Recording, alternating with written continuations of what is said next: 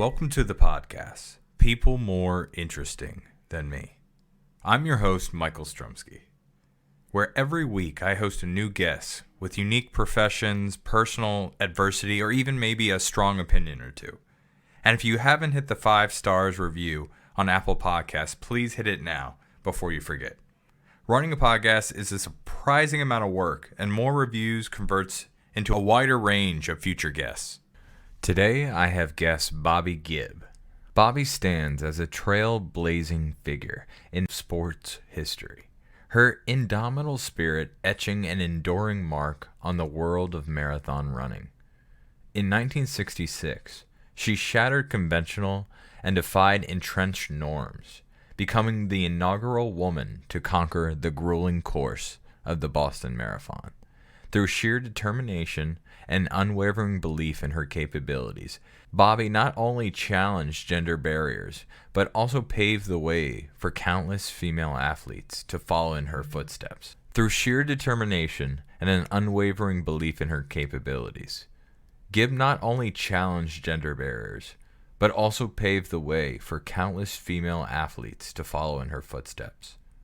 Her courageous feat remains a testament to the power of individual will and serves as an inspiration to generations of aspiring women athletes worldwide.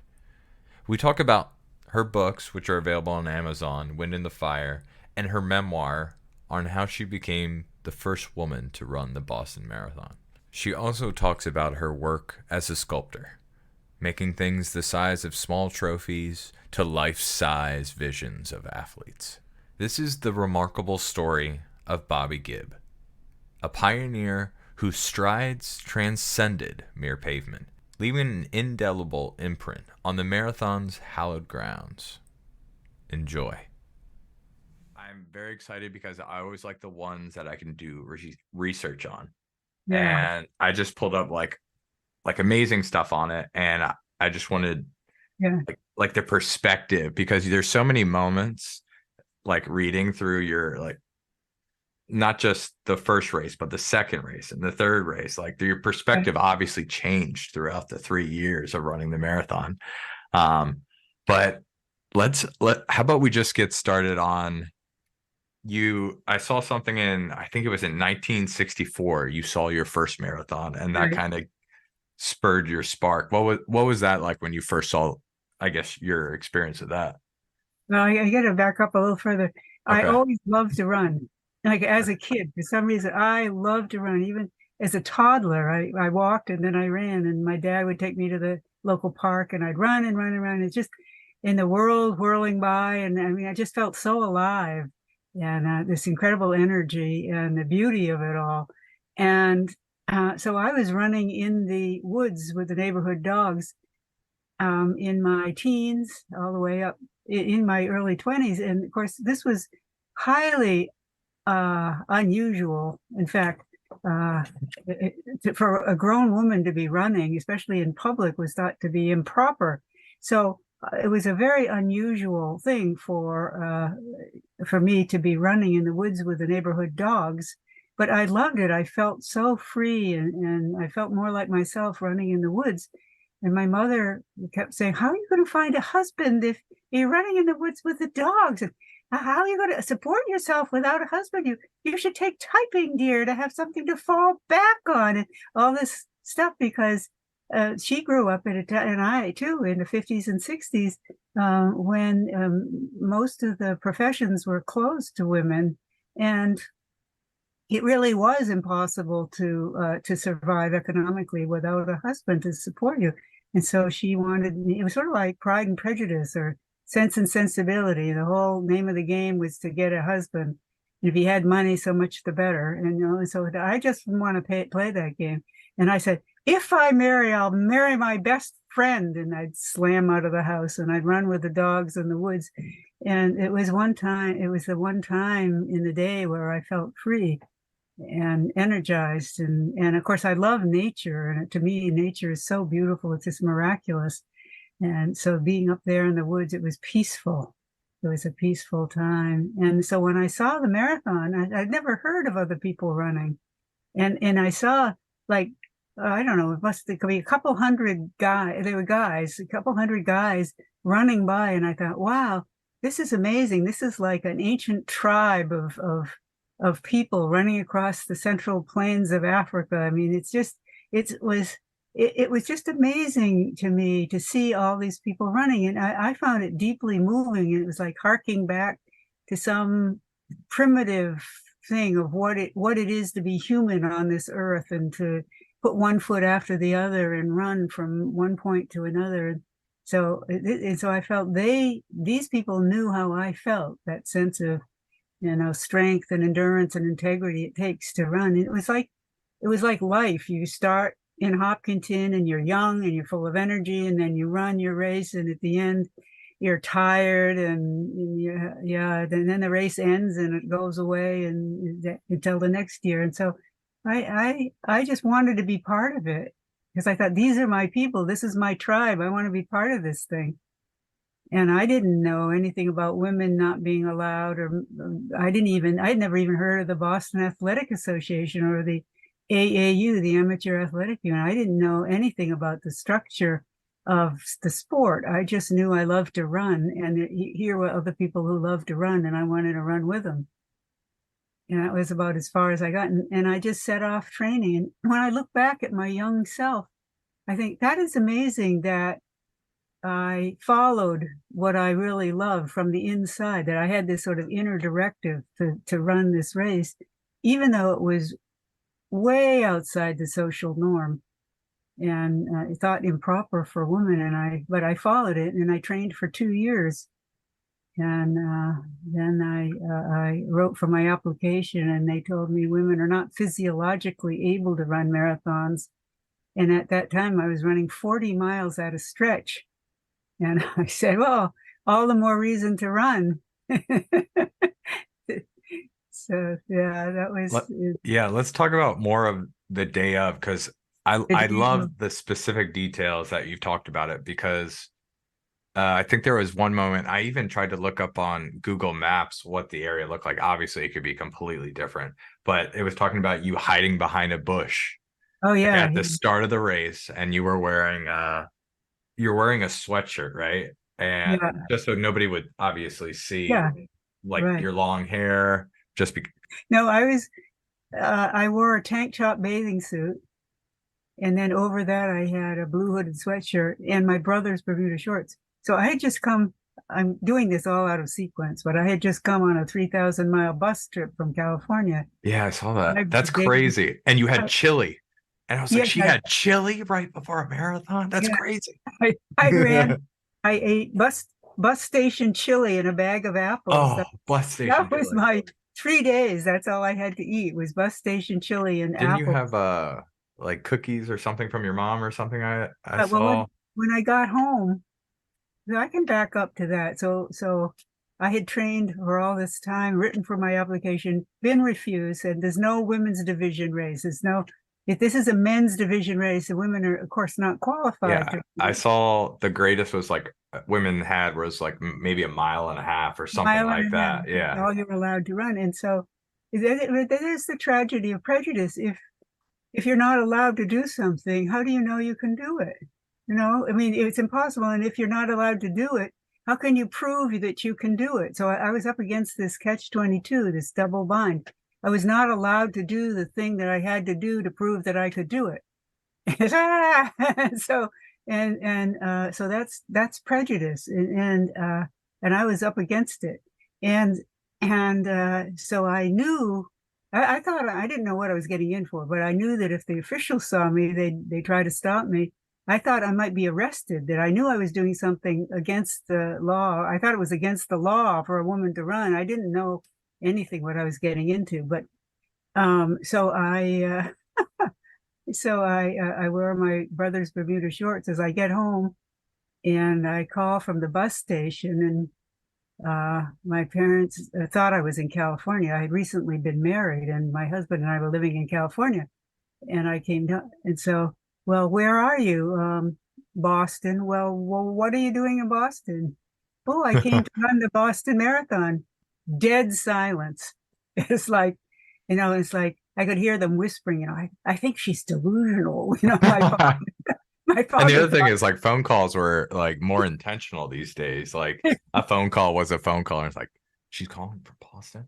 it was an Okay, old payphone, one of those dial payphones, like operator, yeah, that's someone's it. calling collect. Yeah. Yeah, yeah, right, right.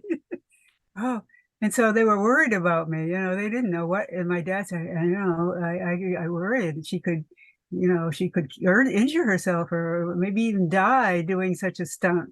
And so they came and picked me up and took me home. And then my mother made this incredible roast beef dinner and pie and cheese and all this. So I ate this huge dinner because just Carbo loading.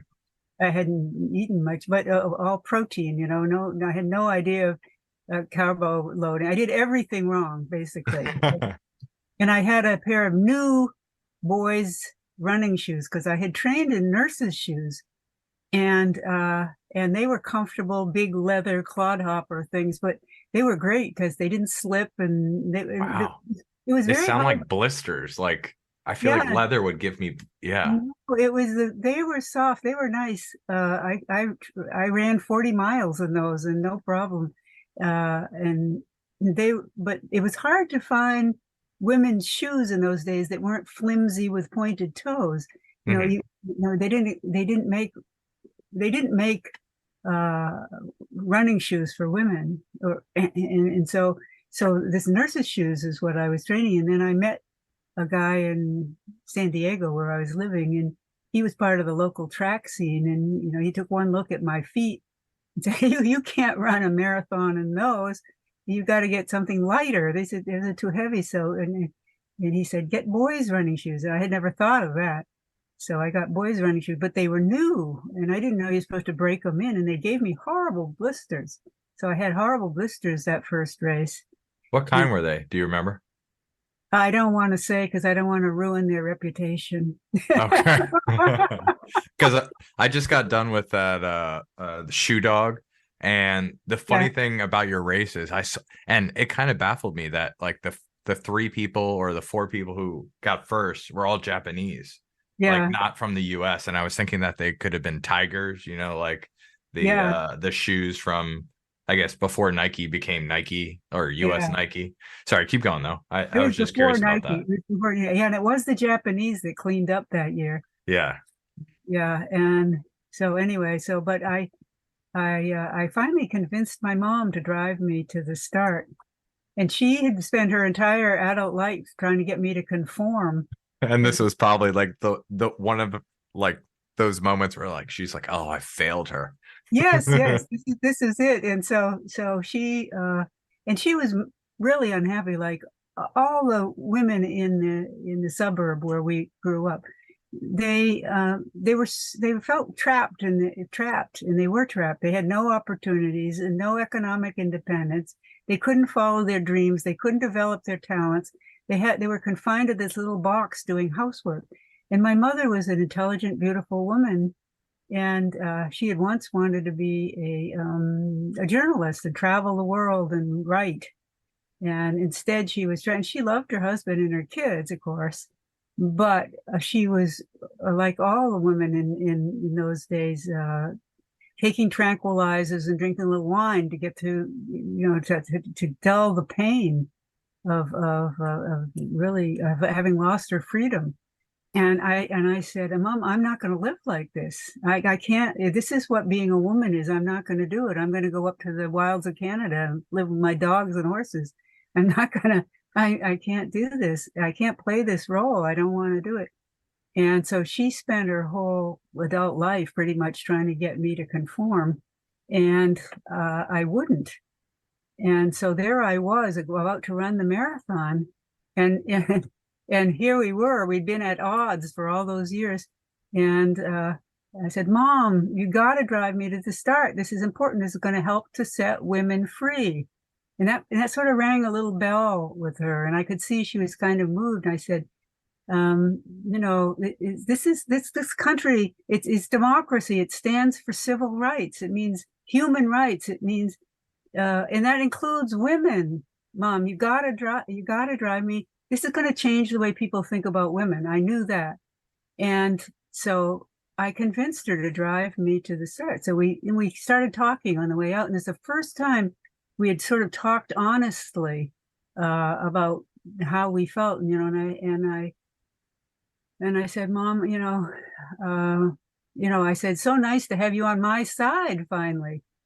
And she said, it's something I should have done a long time ago, you know. And then I said, well, I've always loved the real you, Mom, underneath that haze of alcohol and tranquilizers and so forth. And then she said, well, I've always admired your spirit and a little bit envied your spirit and your independence and so forth. But I thought I was doing the right thing to break your spirit and make you conform for your own good. And then she said, thank God I failed. It's like suddenly after all those years of fighting, we were like best friends, and we hugged each other for the first time when we stepped out of the car and in the outskirts of Hopkinton. We hugged each other, and she wished me well, and then I took off running around Hopkinton trying to figure out how I'm going to get into this race without being arrested. Man, that is that like your biggest conversation with your mom you've ever had? Because that sounds huge. Well, that That's was the like movie beginning. ready. That was the beginning, because after I ran the race, and then it was front page headlines. Wait, I got the headlines still here. She cut this out of the paper and saved it. It's like, and I Xeroxed it, hub bride, first gal to run marathon. That's me in my brother's Bermuda shorts and running the marathon. And this kind of went out around the world. We had friends in Malaysia that wrote and said, well, we read about your daughter in the local paper, because of course the Japanese had won that year. So it was all over Asia. And of course it was all over Europe. And that really changed the way people thought about women. And my mother ended up going back to graduate school and getting her master's in sociology. It's like, wow, this was like the beginning of women kind of coming out of the woodwork and starting to develop their potentials. And so that was the beginning of our sort of new relationship. And in those days, the women's movement we had conscious raising sessions. I had one in my house, and 3 or 4 women, maybe half a dozen women, we get together and we talk about how we really felt and what it was really like. Well, they weren't happy. They were miserable. Now they're saying, I was really enraged the whole time, and you're really talking and say, this is the way I felt. This is what's really going on in my family.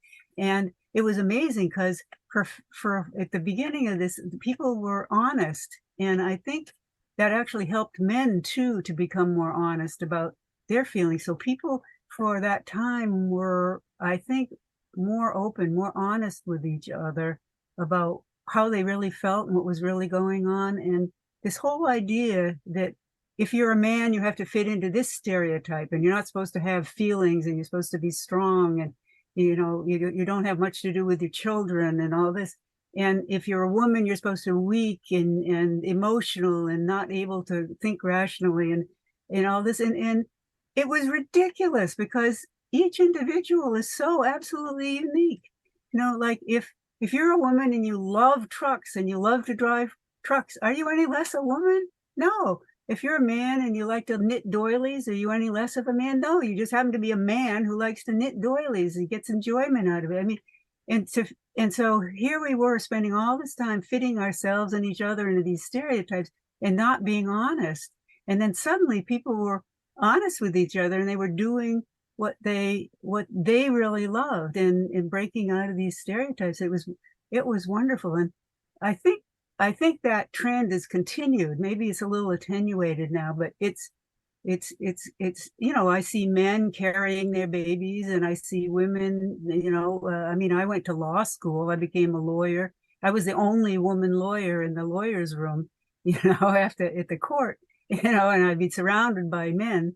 But but it was good. It was, these men were my friends. And so it was kind of at the very beginning of this idea that you can be an individual, which I think is fundamental to democracy. And I think, human rights and civil rights is something that everybody in the world is entitled to. And I've always felt that, and I've done whatever I can to further that idea whenever I can. And so this talk with my mother was the beginning of a whole new relationship, and not only with her, but in general. Yeah. I think in society, men being in the delivery room and women being in the boardroom, and I think it's healthy for people to be able to follow their dreams and to be able to manifest their real talents. And so I think society's better off for this, which is great. And I've always thought, ordinary people are extraordinary, whether given credit or not. I've always said that. In fact, I wrote that in one of my books. Ordinary people are extraordinary. Each individual is so unique and so valuable. And I do think each one of us came here to planet Earth to give something, to make the world better in some way. And millions of people I think people are basically good all over the world, and millions of people are working. And maybe they're not in the news, and you don't know their names and so forth, but they're the people who are holding the world together. They're working, doing good things for each other, and I love that. Yeah, definitely. And so after you finished your first race, I guess, did that kind of spur you? What was it like between your first race and your second race? Because I know on your second race, you actually registered under a not a pseudonym, but if I have it somewhere, what did you sign up as? I think there's two stories here that have been confused over the years, and they've been partly deliberately twisted, and partly is just the press has picked up the wrong story and people get it mixed up in their heads. And so in 1966, I ran without a number, of course, because there was no women's division race. Yeah. And you can't legitimately get a number in a men's division race if you're a woman, because you're not qualified. Yeah.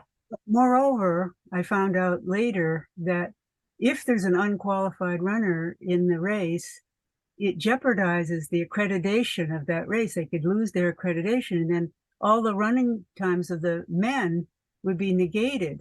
Mm-hmm. So it was very important to make that distinction, men's division, women's division, but there wasn't any women's division.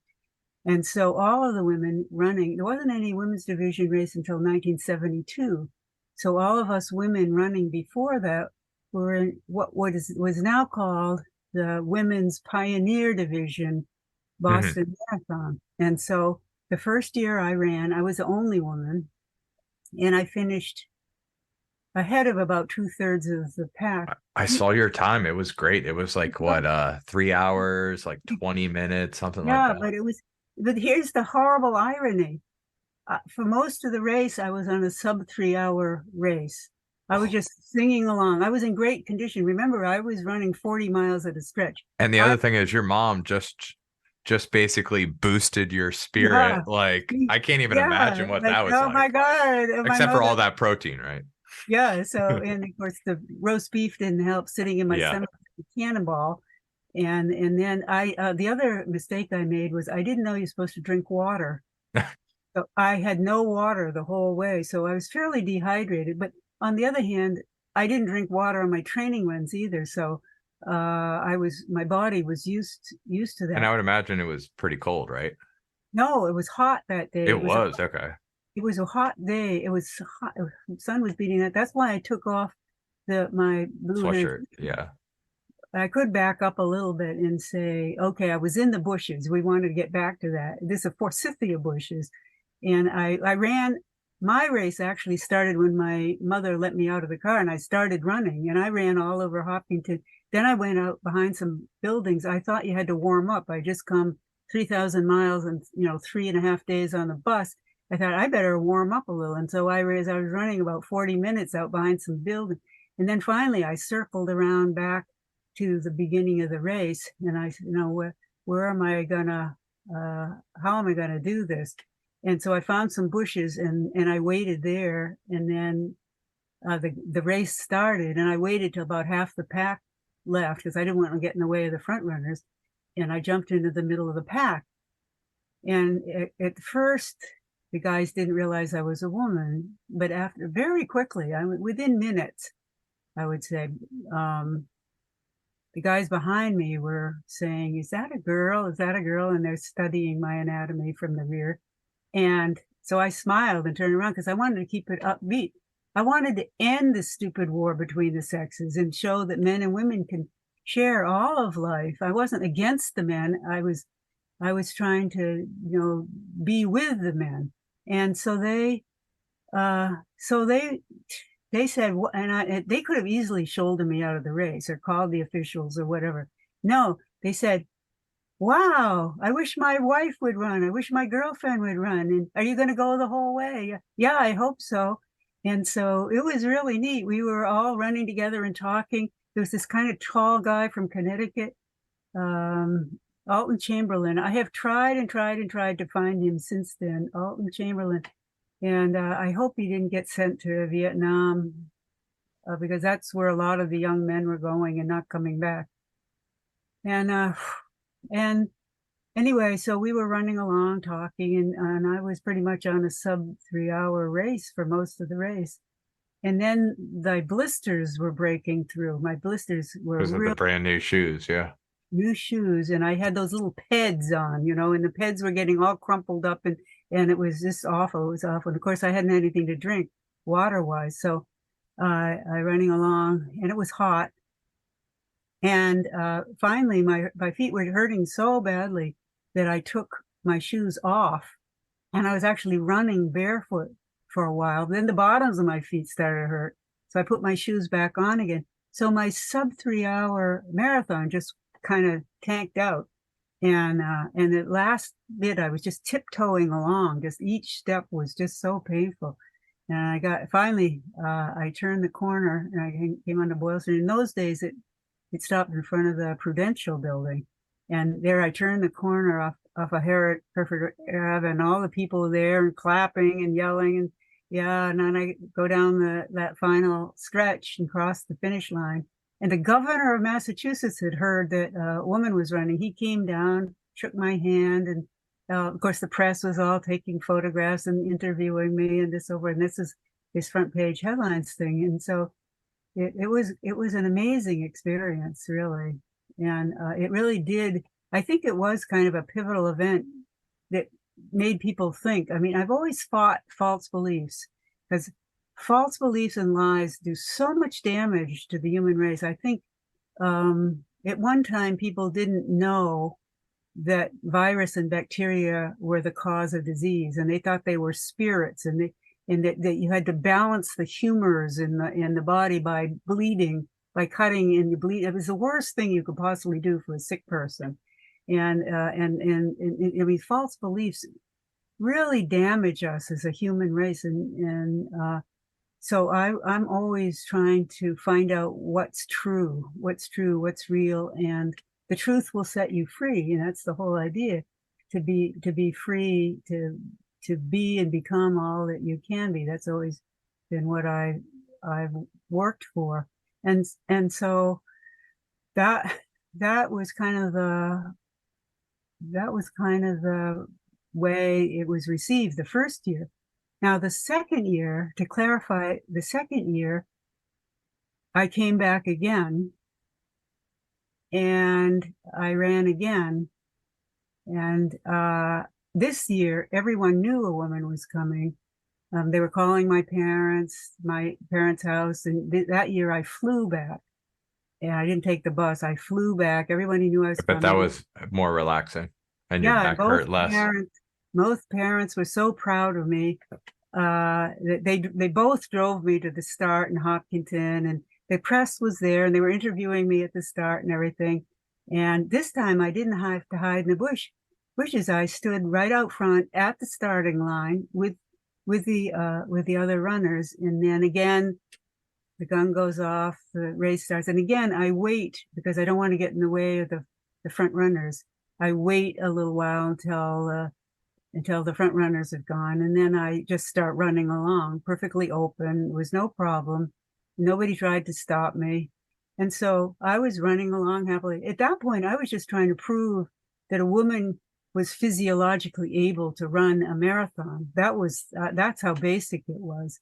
And so I was running again, and I loved to run, and it was great. And the guys were all wonderful and so forth. And then I get home, and in the paper, I read there was another woman in the race, and this was Kathy Switzer. And she had gotten an illegitimate number in the race by obscuring her gender on the application form and on the medical records, and she must have had someone else take a physical exam for her, because in those days the men had a brief physical exam before the race, according to Jock Semple. In his book, Call Me Jock, he mentioned this. And so somehow she got this illegitimate or illegal number. And that's what created the problem, because Jock Semple saw this number going by, and he wrote in his book, subterfuge. He said subterfuge. He was Scottish. Subterfuge, outraged, like she tricked me into this illegitimate number, which jeopardized the accreditation of this race that he devoted his entire life to. This is Jock Semple. And then she had some bodyguards with her. One of the bodyguards knocked this poor old man into the street. And it really irritates me that Jock Semple's reputation has been so distorted, because he was a good man. I met him after the race. He was a good man. He was just trying to protect everybody else. Yeah. He was trying to enforce the rules and try to protect his race against these people who had broken the rules. And it's twisted around. And then, this woman calls herself official. It was not official. If anything, it was totally illegal. Unofficial, yeah. The officials were trying to throw her out. And so, but she's made a lot of press about it, and it was, I think, is outrageous. And she's done a lot of good for women's running in terms of women's sports. She's a great promoter and everything. That's what she studied in school, promotion and press and so forth. And she has promoted women's sports, but I do take issue and draw the line at this idea when the truth is not made clear. And it's I don't want to say a lie, but it is definitely not a true thing to misrepresent oneself as the first or the first official when it's simply not true. Mm-hmm. And then the press picks it up and they continue this thing, and then people get confused and they get the two stories confused. So, but that year I finished an hour ahead of her, which of course she never mentions. But then the next year I came back and I ran it again in 1968. In that year, there were 5 of us women running, and all of us without a number, because of course we couldn't get a number because there's no women's division race. And we all ran, and again, I finished first. So the Boston Athletic Association now honors me and represents me on their website as a 3-time winner of the Boston Marathon in what is now called the Women's Pioneer Division Boston Marathon.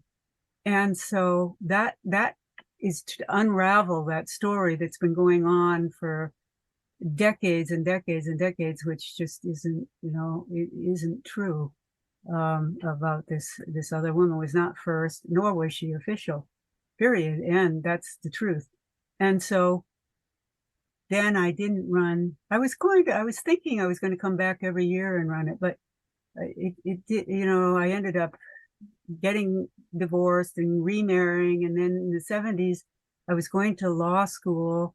I was going to night law school. I was working at MIT in neuroscience during the days, which I love neuroscience. And I had remarried, and I was pregnant, and I had a baby. And it's like you're trying to fit that in. I couldn't really fit in training for the marathon at that point. That's the 70s. And then come the 80s, and I was out there earning a living like everybody else, and working a lot long hours, uh, being a lawyer. And so I originally had gone into it kind of as like a civil rights lawyer or environmental lawyer, trying to protect our beautiful earth from the the disaster that's that's occurring. And um, but I was working really hard, and I still ran. I ran in the woods, still with the dogs, but I couldn't. I just didn't have time to train for marathons and stuff. Yeah, I did come back later and run one. I think I ran it in 2000.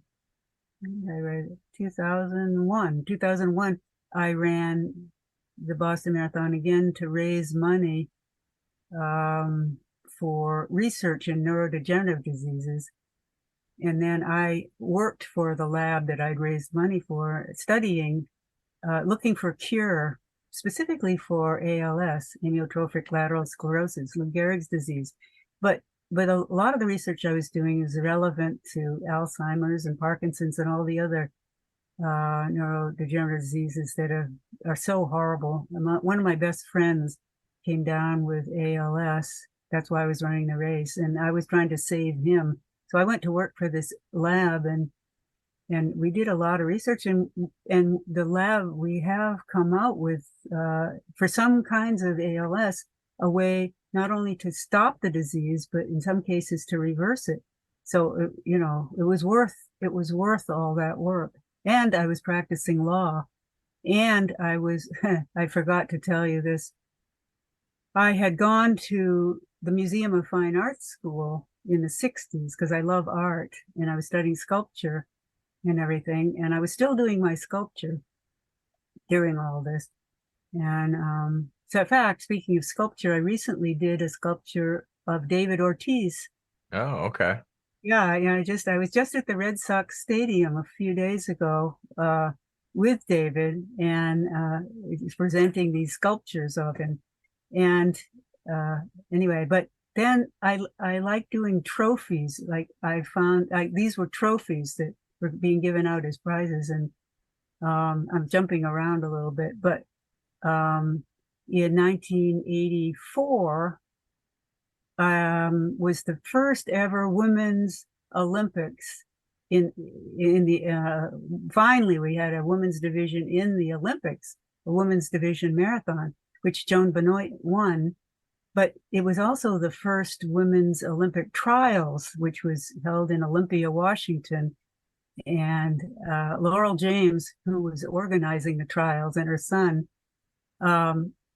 contacted me, and they commissioned me to do a sculpture that would be the prize for the first ever women's division Olympic marathon trials. And so I did this 18-inch sculpture of Olympia, a woman runner, which Joan Benoit won, and she loves the sculpture. Joan is a good friend of mine, and she won the sculpture, and she still loves it. And now more recently, I did a life-size sculpture that's now in Hopkinton.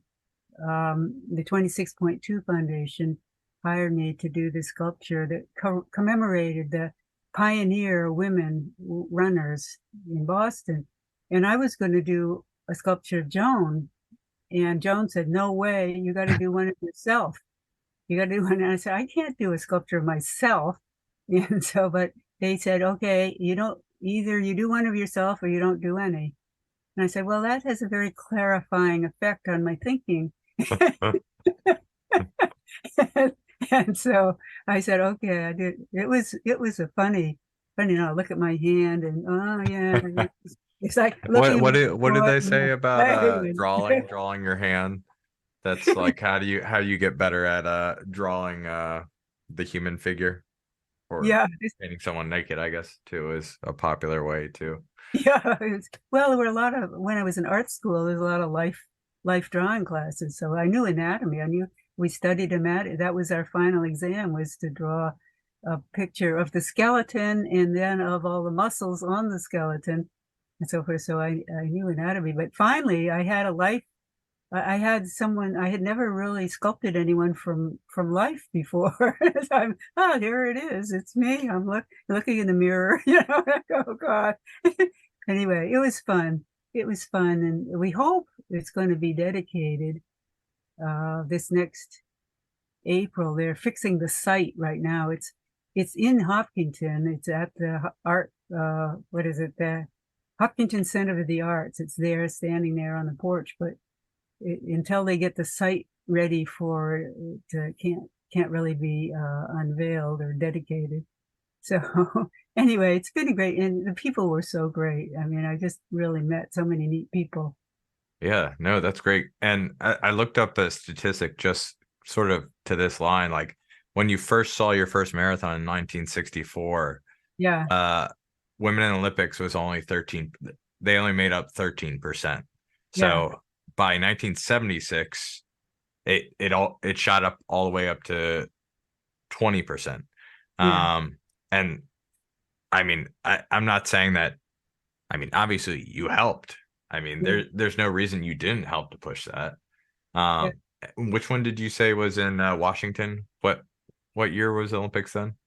Oh, that was 1984. That was the Okay, first ever women's Olympic trials in okay, Olympia, Washington. Yeah. And so, okay. it was growing. It's sort of like I was cutting through, the jungle. There's no path there. And then the people who came behind me, made a road and then a super highway. And, it's like, uh, uh, I'm the one who likes to run. I like to run and I like to prove things true and false and challenge false beliefs and show that. But other people are good at organizing things. I mean, I don't want to organize a race. I want to run in the race. I can't. I'm not an organizer. And but there are women who are, and Switzer is one of these women who is a good organizer, and she is a good promoter, which is great. So she should use her talents, and I give her credit for what she actually has done. But I take issue with her claiming credit for what other people have done, and Yeah. that is not right. And I do take issue with that. But I, she and I are friends. I mean, I like her. I like to be better friends. I just wish she'd stop, you know, distorting the truth. But anyway, so that, so yeah, so women's have come a long way in, in integrating with men in a lot of professions, and also integrating men into, I mean, a lot of men are now enjoying relationships with their kids that they never had before, which is Yeah. nice. I mean, they're allowed to have feelings now. I mean, men actually cry. Yeah, guess what? Men have feelings. Men are very sensitive. I have a son. I mean, I have a father I love, and a brother I love, and a son I love. And this whole idea of this war between the sexes and these rigid things is ridiculous. Ridiculous. We love each other. Why? What's the problem? There isn't any problem. So, but anyway, the men were great.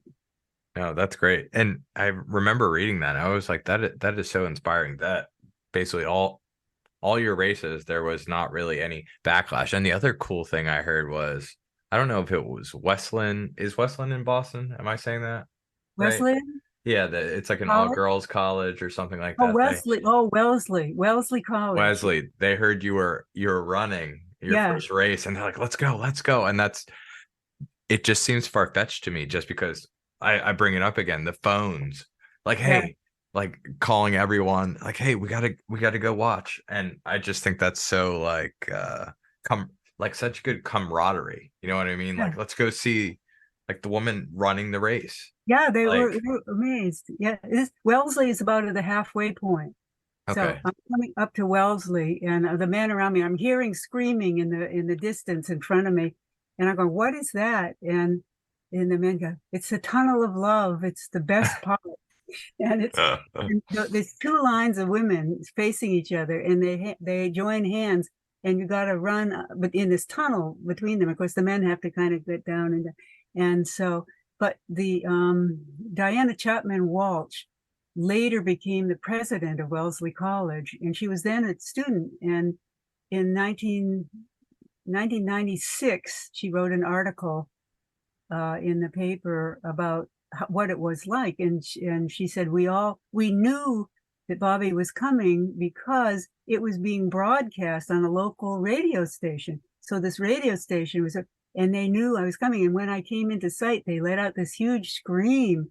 And she said that somehow they all knew that it was never going to be the same after this, that there was no going back. There's no going back now, because she said that this run changed a lot more than just running. It really changed people's ideas about what women could do. And so I remember that was an amazing part of the race, because the women are all screaming and laughing and crying. And there was one woman over in the corner, and she had a bunch of kids around her, and she's going, Ave Maria, Ave Maria. It's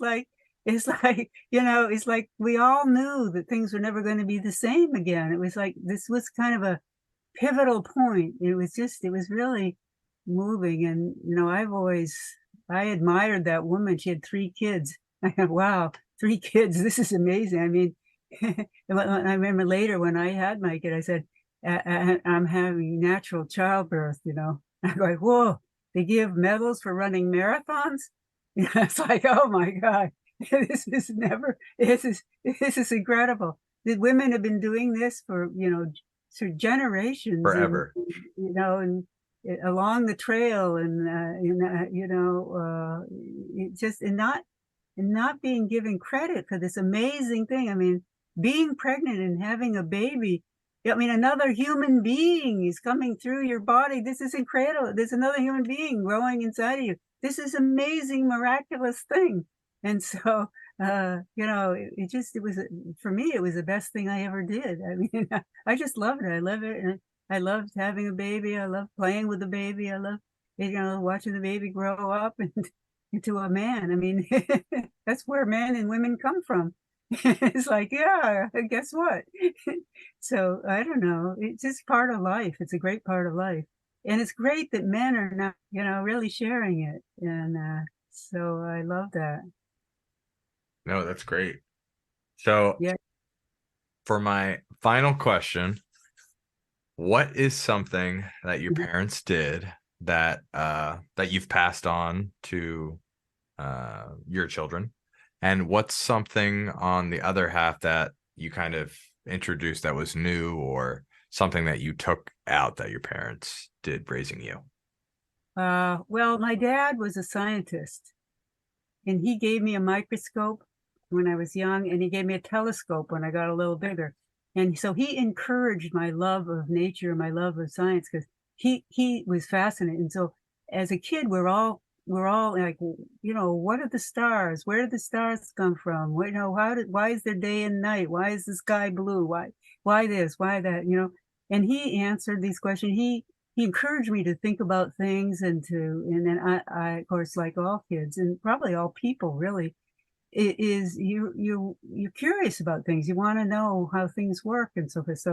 So I mean, looking up at the night sky in a telescope, and then studying astronomy and seeing, my God, this thing goes on forever and ever.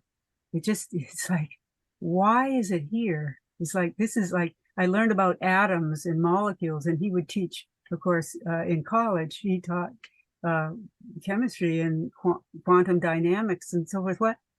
Well, this is amazing that in the cores of stars and supernovas, atoms are formed, atoms that then go out into the universe and form planets. And then, on those, at least on our planet, living creatures evolve from these things.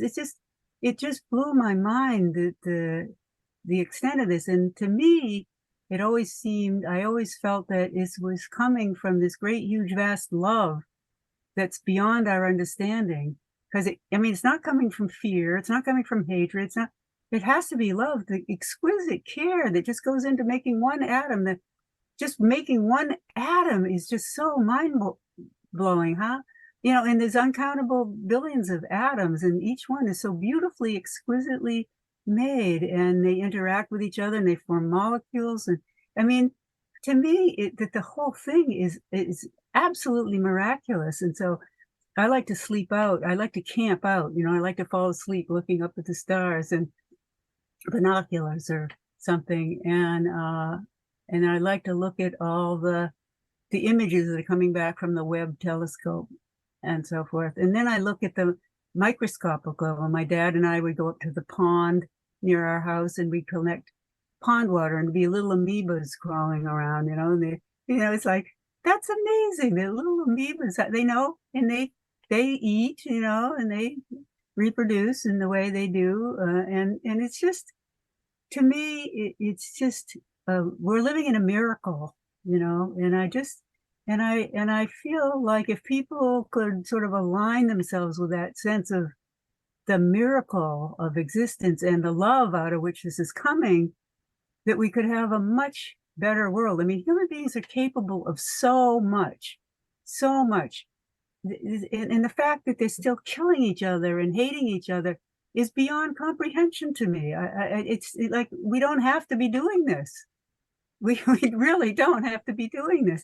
And we can create societies that where people get along, and we don't know, we're capable of doing so much. And so I'm trying to work on that the best I can. I want to do something that can kind of help, whatever small thing I can do. And there are many millions of people working for this same thing, millions of people all over the world.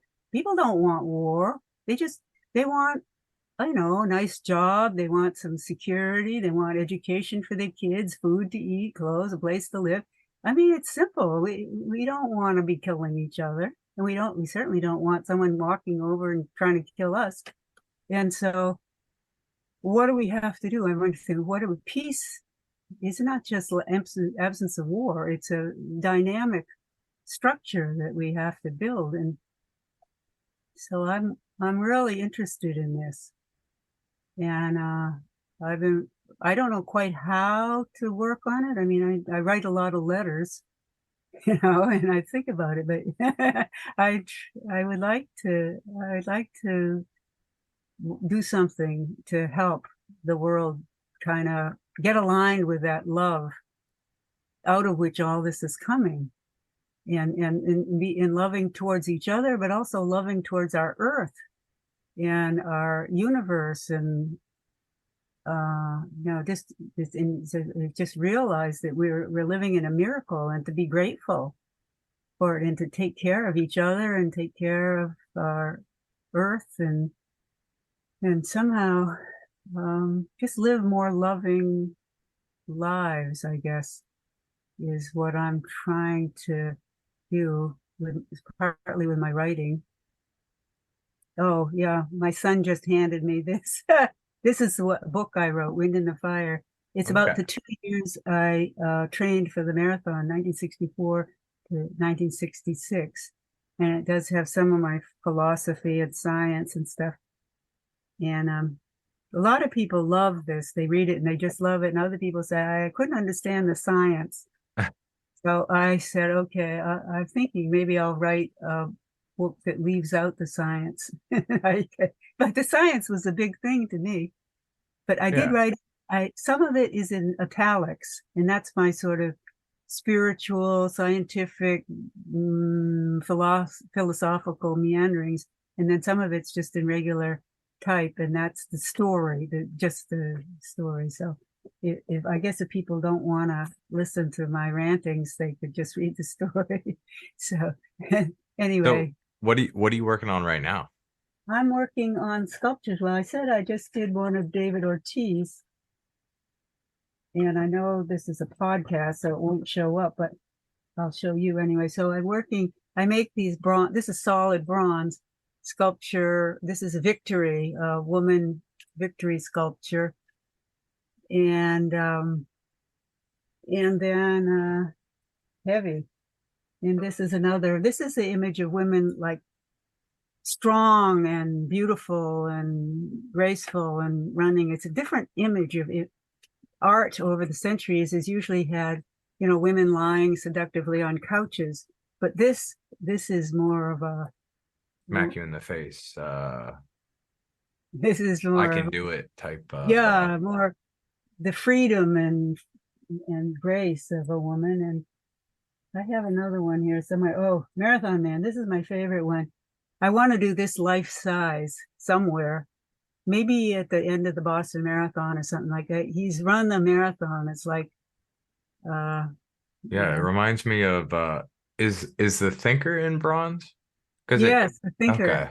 Yeah, Rodin. Yeah, it looks just like the same color and be Yeah, the able to do this. bronze. Is Yeah. bronze easy to kind of manipulate? No, I'm not the way a you do metal it, person. you're this. I'm not. Oh, I'm. I do it in clay, which Hmm. is very malleable. I do a clay sculpture, and then I make a mold of the clay, Hmm. and then I dig the. This is an ancient process. It comes Yeah, back you do a that lot. like sand or whatever, right? I Yeah, don't yeah. know. Yeah. Well, the mold is like sand. I mean, but it's a rubber mold, basically. Dig out the clay, and then you pour in liquid wax, melted wax, and the wax hardens, and then you take the mold off, and you have a wax sculpture exactly like this one. It picks up every detail, even the eyelashes and the eyes and the eyebrows and the toenails and so forth. It picks up all the detail in the wax. And then you take the wax sculpture to a foundry, a bronze foundry, and they have huge cauldrons of molten bronze there. And they take this wax and they dip it in a silica gel solution. The silica gel builds up a crust around the wax. Gradually, it'll be maybe half an inch thick crust around it. And the silica will resist the heat of the molten bronze. Hmm. And then you melt the wax out of the silica gel, and then you have a mold. That's why they call it the lost wax technique. It's an ancient way of doing this. And then you take the silica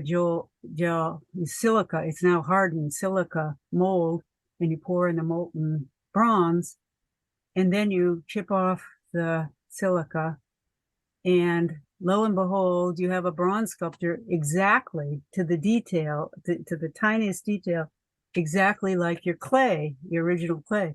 So I don't actually work the bronze, I work the clay. Gotcha. So you And better then hope you get it right. You better get it right the first time since you got to get it right all because those it's going to steps. show everything. It's going to show everything. Yeah. Even your fingernails and fingernail prints. Oh yeah, I didn't even think about that. So Yeah, so that's it. So that's what I'm working on now. More sculptures. it looks great. I'm actually doing trophies. There's Okay. been a great interest in having me do trophies, and I can reduce this down and do a small trophy or a big trophy. You know, Joan Benoit's trophy is 18 inches high. This is only about 13. And but they make great trophies.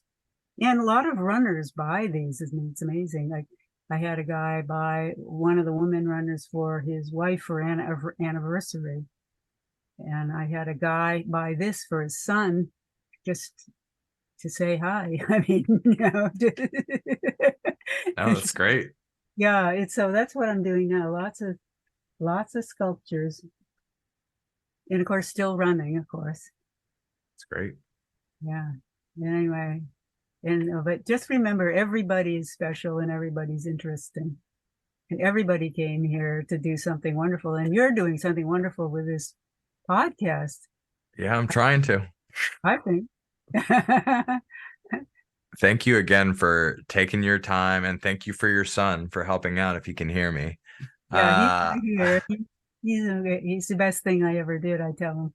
because I'm the same thing with my parents. I'm the IT guru. I'm the online liaison between me and them and the outside world. So I Yes. definitely appreciate his help. He's Um, Yeah, but here, Lee, figure this one out. Yeah. Oh, this came up. I don't know how to get yeah, rid of no, it. You it's like know? that all the time. But I mean, Yeah. I totally understand, and I've tried to put my. That's the thing. Like as you get older, you try to put yourself in your parents' kind of like perspective a lot more, and I try to do that as much as possible, just because I'm obviously super grateful. It's just You got to put yourself in that mindset in different situations. But thank you again. I love the perspective. It was amazing. Like it's changed my every time I talk to a new person, just like you said, everyone is interesting. Yeah. And hearing someone's perspective, it's just really good being in someone else's shoes in obviously a different time frame. Just like when you were talking about like your mom being put in that like kind of Yeah. like box and what she was told to be. It I don't know, it changed my mindset of kind of like what it was like then. So thank you again. Different. It was different. Yeah. What I put my poor mom through and my parents. I mean, I didn't tell you the whole part about how I trained for the marathon by taking a 3,000-mile trip and sleeping out under the stars and running in a different place. I mean, my poor parents. I mean, oh my God. I Because it don't know wasn't how. as easy as a cell phone back then. So you had to No, find a pay phone and you wouldn't hear from you probably for oh weeks God, they or a didn't month. know if I was alive or dead. Oh God, I'm sorry, Mom and Dad. I'm sorry, I didn't realize. But yeah, thanks again. And Okay. I had a great night. Me too. Me too. Yeah, you're great. I hope we stay in touch. Yeah. I'll see you later. Okay, take care. Bye. Bye. If you like this week's episode of People More Interesting Than Me, please follow me on Apple Podcasts so you won't miss out on more episodes like these.